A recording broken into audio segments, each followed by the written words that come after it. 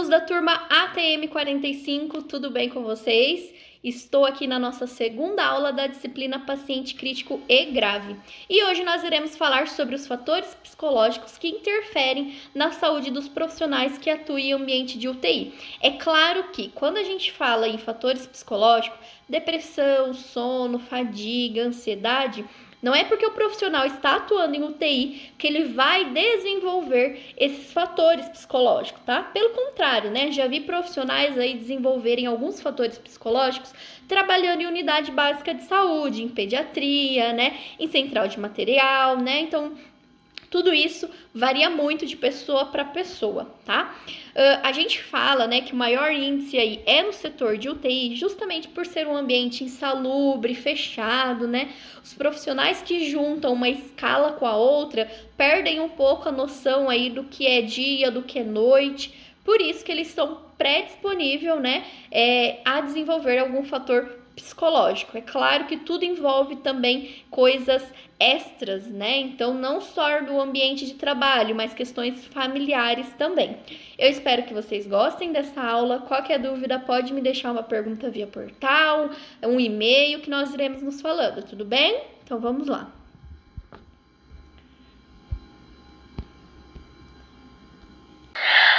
A unidade de terapia intensiva é um local onde são atendidos pacientes gravemente acometidos. Então, pacientes críticos ou semicríticos são atendidos normalmente em UTIs. Normalmente não, a maioria das vezes, né? Pacientes com cuidados intermediários ou mínimos, eles podem algumas vezes estarem até em enfermarias, tá? A UTI é conceituada como um ambiente tenso, traumatizante e agressivo, podendo gerar estresse na equipe de enfermagem, ansiedade, depressão, alteração de sono e fadiga. Isso só na UTI? Não, gente, isso também pode ser causado nos profissionais, né? Em uma enfermaria, em uma pediatria, né? Esses fatores psicológicos envolve muito as questões emocionais do próprio profissional, né? Então, não só do ambiente, né, em que esse profissional atua, mas as questões psicossociais, questões familiares, enfim, tá bom? Tudo isso podem desenvolver alguns fatores psicológicos, tá? A UTI, então, é um lugar isolado onde o tempo se torna incerto. O ambiente é insalubre. A falta de precaução e treinamento da equipe pode resultar em acidentes e transmissão de doenças infecto-contagiosas. Então, nessa época de Covid, se os profissionais não forem treinados na questão de paramentação, desparamentação, né, eles podem estar se contaminando, né? Isso aí a gente vê nos jornais, noticiários, constantemente.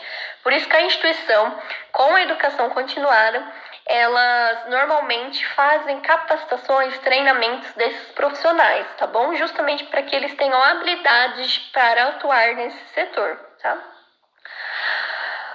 O estresse ocorre quando há uma modificação ameaçadora, lesiva ou tensa no ambiente, desencadeando um desequilíbrio do indivíduo. E eu volto a dizer, não é só o ambiente de trabalho, envolve muitas outras coisas, né? Psicossocial, familiar. E aí, às vezes, o ambiente de trabalho acaba sendo um desencadeador de estresse, de depressão, de cansaço, de fadiga, né? Dicas para controlar o estresse em UTI. Isso não é só em UTI, tá? Isso daí até assim, na nossa rotina diária, né? Ou quem já atua aí como cuidador, enfim, né? Como que a gente pode estar prevenindo ou talvez até minimizando as questões de estresse.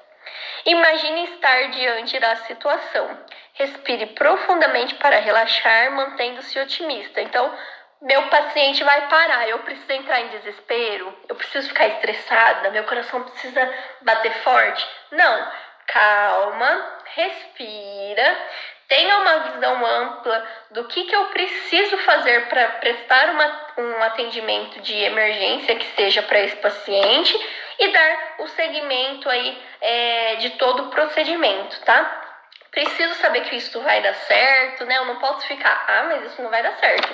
Ai, meu Deus, chama alguém porque isso não vai dar certo, tá bom? A gente precisa ter calma, porque quanto mais a gente fica apavorado, maior é a questão de estresse interpessoal, tá bom?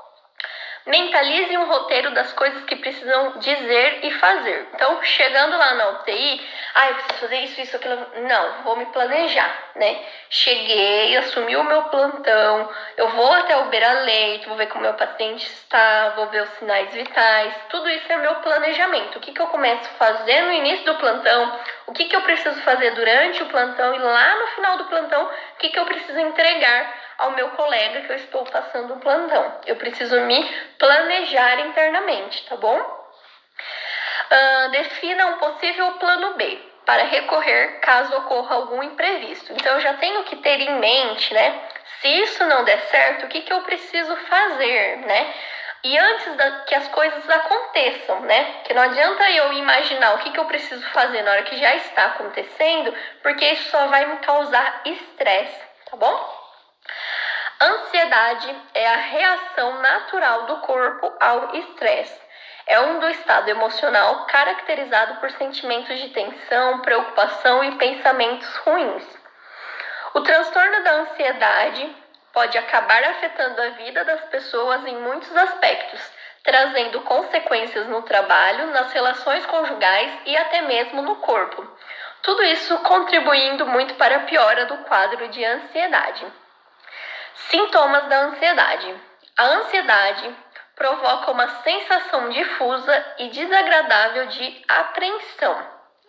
Por vezes acompanha de sintomas autônomos, como cefaleia, palpitação, entre outros. Então, as pessoas que sofrem de ansiedades, elas podem estar agregadas aí outros sintomas, né? Então, vou dar um exemplo aí. Uma criança para ir viajar. Algumas crianças, elas ficam tão ansiosas, né, que elas podem ter febre, dor de cabeça, né, Dia das Crianças, né, você fala aí pra criança que tá chegando o Dia das Crianças e que ela vai ganhar um presente. Até esse dia chegar, a criança não para de falar no dia, né? Ela fica ansiosa. Isso acontece com nós, profissionais da enfermagem. Isso pode acontecer com nós, né? Nós ficarmos tão ansiosos, né?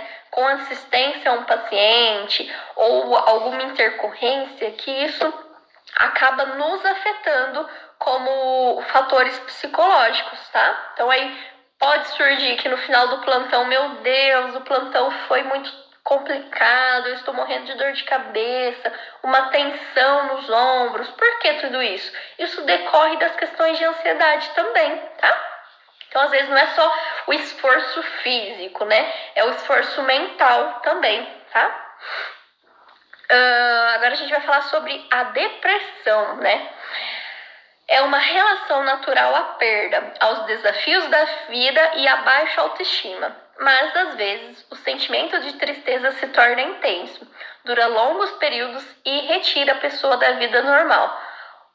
O trabalho em UTI vai causar depressão? Não, volto a dizer, né? Ele é um fator contribuinte a isso.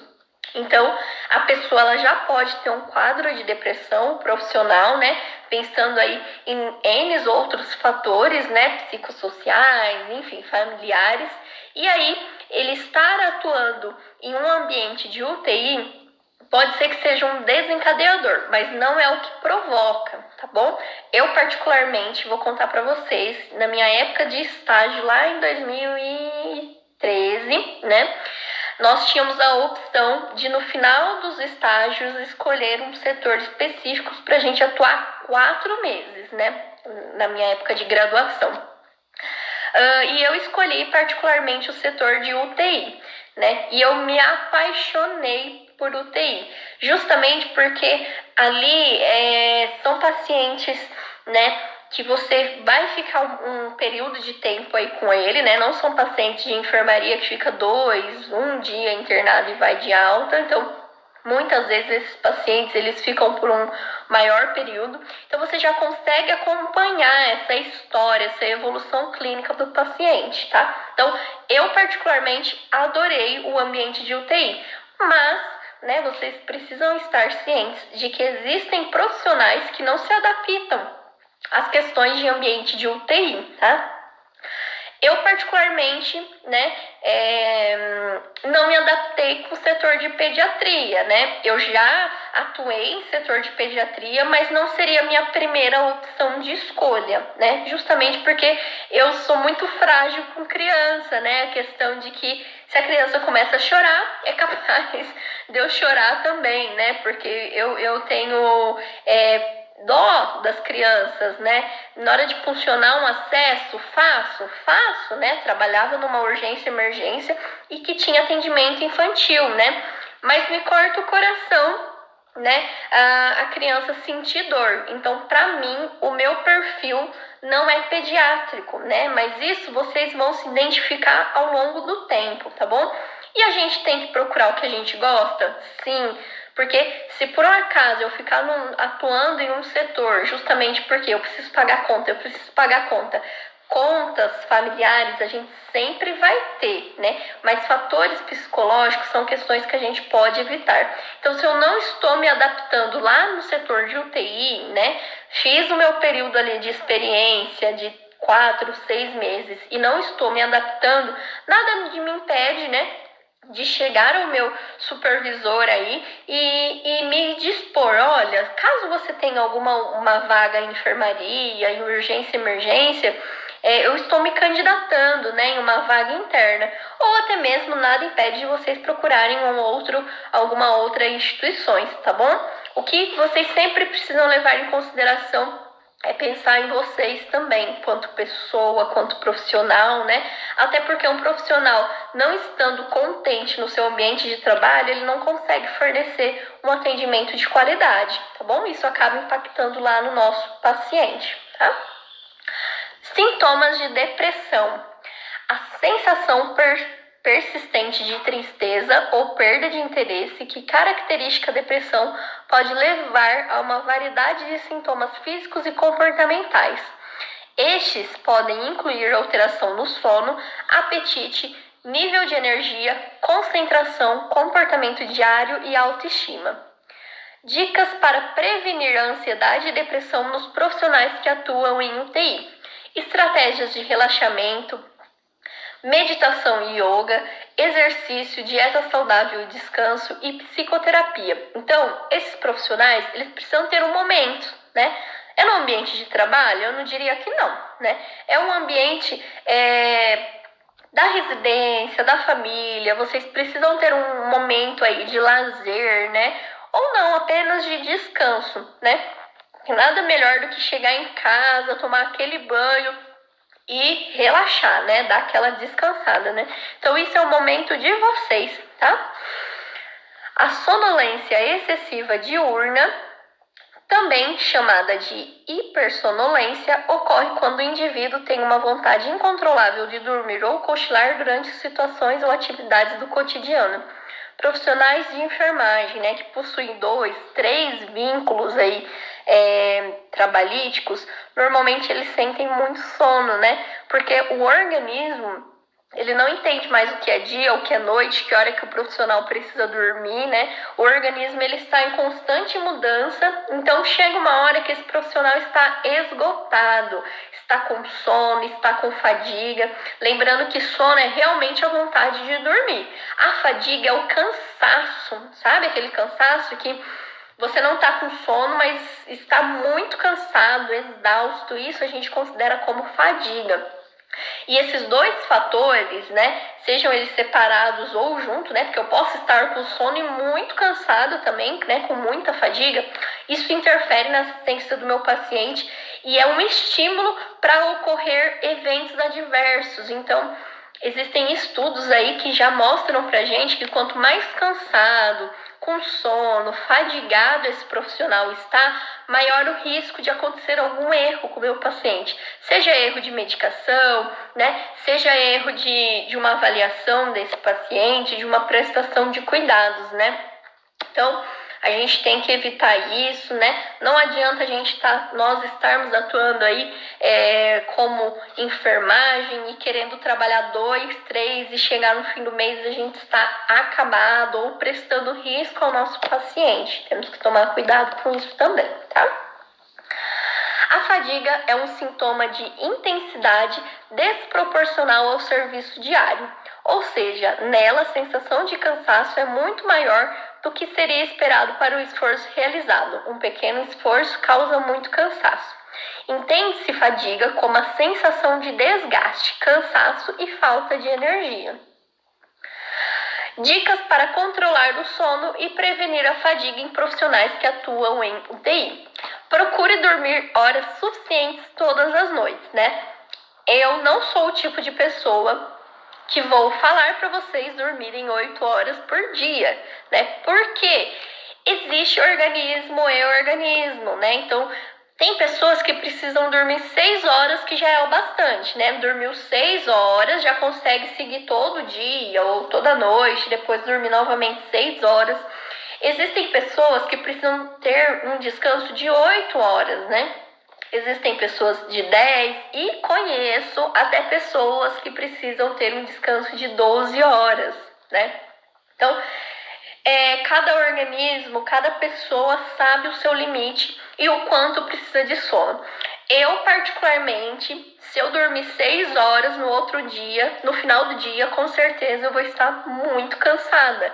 Porque o meu organismo, né, ele não foi trabalhado e nem pretende, né, ser trabalhado para dormir só 6 horas. Normalmente aí eu preciso entre 8 e até às vezes, né, depende do fim de semana, até 10 horas para que eu possa realmente descansar, né? Mas isso vai de pessoa para pessoa, tá?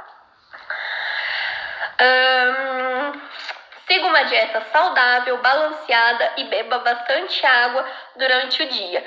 Faça exercícios regularmente. Isso parece muito clichê, né? Nossa, todo mundo fala que precisa fazer exercício. Todo mundo fala que precisa tomar bastante água, se alimentar bem. Mas, gente, façam isso por uma semana, experiência própria. Você acaba tendo um relaxamento, né? A liberação de endorfina aí de uma maneira que vocês nem imaginam o quão bom é, né? Então, assim, tentem praticar em uma semana uma alimentação saudável, fazer uma caminhada para vocês verem o quanto é bom, né? O organismo fazer esse estímulo, tá? Aprenda e desenvolva maneiras e técnicas de relaxamento, como yoga e meditação. Esses dois ainda em particular eu ainda não tentei, né? Mas dizem que é muito bom. Para que o ambiente da UTI seja humanizado, ele deve proporcionar privacidade, conforto e segurança, tanto para o paciente quanto aos profissionais que atuam neste serviço. A necessidade de aptidão para conviver entre morte e vida, fragilidade, onipotência e impotência.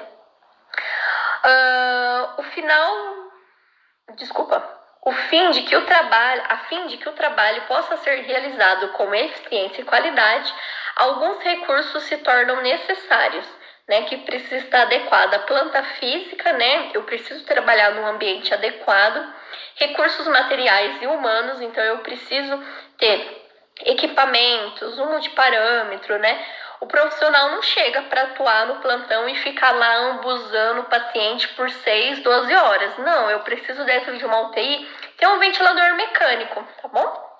Profissionais qualificados, entre outros fatores aí. Aí eu deixei aí uma provocação para vocês, né?